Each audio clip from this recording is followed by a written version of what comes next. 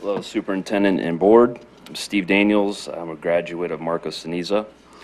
Last week, Fox News personality Tucker Carlson gave voice to Arizona parents who had been concerned about the introduction of the Deep Equity program in their children's schools. Currently, the program is promoted by the Arizona School Board Association and has been adopted by the Kyrene School District. Carlson fairly accurately sums up the program. If you don't have kids in school, you might imagine that the worst trends in American education are pretty much confined to our most liberal cities. You know, in Seattle, math is racist. In New York City, gifted and talented programs are oppressive. In Berkeley, God knows what they're doing. The left has abandoned education in favor of naked political propaganda. You know that, but it's comforting to think that it's not happening near you or your children. Unfortunately, that's not true. It is happening, probably right down the street from where you are now. An investigation by the show found a radical new curriculum in schools across the country from Arizona to Iowa. This program is called Deep Equity. It is produced by a for-profit education company called Corwin, which is based in California.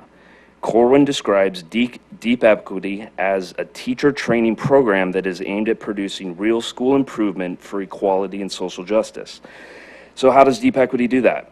Well, mainly by attacking the students on the basis of their skin color. According to Deep Equity, America is based on a hierarchy of various oppressions. Men oppress women, Christianity oppresses Islam, English oppresses Spanish, and white people oppress everyone.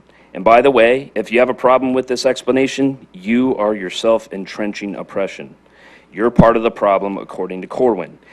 Yet, according to one teacher we have spoke to who is using the curriculum, the Deep Equity, it forces teachers to become racial activists. Not that you need to interview anyone to find that out. It's obvious they're not teaching anything having to do with math or science or English or language. They're teaching racial activism, certain to confuse and wound and divide our kids of all colors. Now, Carlson's statement is inaccurate only in so much as he presents a Deep Equity program as one designed strictly for teachers. In fact, the program offers a YES program for students, the Youth Equity Stewardship. It's described as a unique, intergenerational, and arts-based collaborative process. Now, it's difficult to imagine that the taxpayers of the Kyrene School District would want children turned into anti-capitalist social change agents rather than kids learning how to coexist peacefully.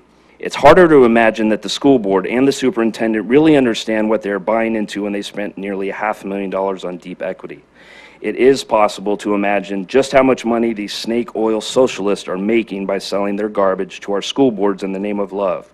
Given that 22 of 25 Kyrene schools have scored in the 70s or lower on the AZ merit test, how can it be at all equitable to spend our money on this program rather than funding things like smaller class size that we know reduces the achievement gap? Mr. Daniels, your time is up. Thank you. Next up is Mr. Scott Weinberg.